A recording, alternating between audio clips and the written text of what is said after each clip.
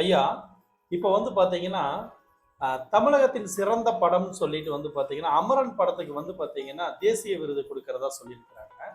பரிந்து வச்சிருக்கிறாங்க. அதே நேரத்தில அந்த படத்துல வந்து பார்த்தீங்கன்னா, காஷ்மீரினுடைய பிரச்சனைய வந்து முன்னிறுத்தியிருந்தாங்க. ம். ரொம்ப அருமையா வந்து அந்த முகுந்த்ங்கிறவர் வந்து பார்த்தீங்கன்னா, அந்த கேரக்டர வந்து சிவகார்த்திகேயன் அவர்கள் வந்து நடிச்சிருக்கிறாரு. ரொம்ப அருமையாவே கொண்டு போயிருந்தாங்க. அந்த படத்த வந்து பார்க்குற அத்தன நபர்களுக்குமே வந்து பார்த்தீங்கன்னா, நம்ம இந்தியாவின் மீது உள்ள பற்றும் வந்து பார்த்தீங்கன்னா, ரொம்ப அதிகமாவே வெளிய கொண்டு வந்திருந்தாங்க. கடைசி நேரத்தில கண்ணீர் விடாத நபர்கள் கிடையாது அந்த படத்துல. அந்த படத்த பத்தி நீங்க ஏதாவது ஒரு கருத்து சொல்றீங்களா? அதாவது இன்னைக்கு அமரன் படத்துக்கு அவருக்கு தேசிய விருது அறிவித்ததுக்கு மத்திய அரசாங்கத்துக்கு என்னுடைய முதற்கண் நன்றியை நான் தெரிவிச்சுக்கிறேன். ஆனா அதே சமயத்துல பாத்தீங்கன்னா அமரன் படத்துக்கு எல்லா விருதுகளையுமே கொடுத்துருக்கணும். சிறந்த டைரக்டர், சிறந்த நடிகர், சிறந்த ஒளிப்பதிவாளர், சிறந்த திரைப்படம், இப்படி எல்லா அவார்டுமே அந்த அமரன் படத்துக்கு சேரணும்.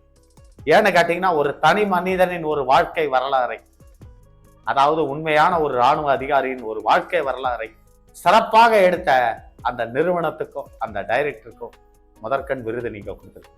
அதே சமயத்துல அந்த கேரக்டர் சீரும் சிறப்புமா நடிச்சு தான் ஒரு சிறந்த நடிகர் என்று நிரூபித்த அண்ணன் சிவகார்த்திகேயன் அவர்களுக்கு சிறந்த நடிகருக்கான விருதை நீங்கள் கொடுத்திருக்க வேண்டும்.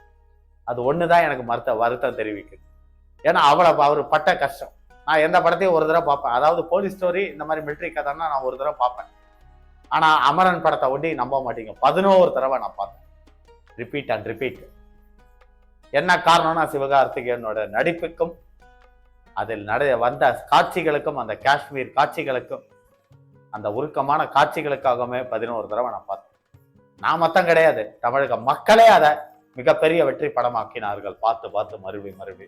ஆனா அதுலயும் சில வேண்டத்தகாத தீய சக்திகள் திருநெல்வேலியில அமரன் படத்தை ஓட்ட விடாம அந்த தேட்டர் மேல கல்லெல்லாம் தூக்கி அடிச்சானுங்க. அந்த நாய்கள்லாம் வந்து இந்தியாவுல பிறந்ததே வேஸ்ட்ன்னு நினைக்கிறேன். அந்த மாதிரி நாய்களெல்லாம் நிக்க வச்சு என்கவுண்டர்ல போடும். அந்த அளவுக்கு எனக்கு ஆத்திரம் வருது.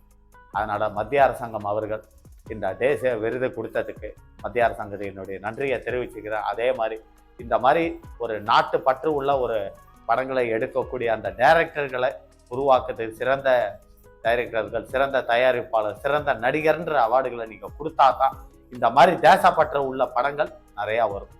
அது வரைக்கும் இந்த மாதிரி படங்கள் குறைவாக வரும்ன்றது தான் என்னுடைய கருத்து.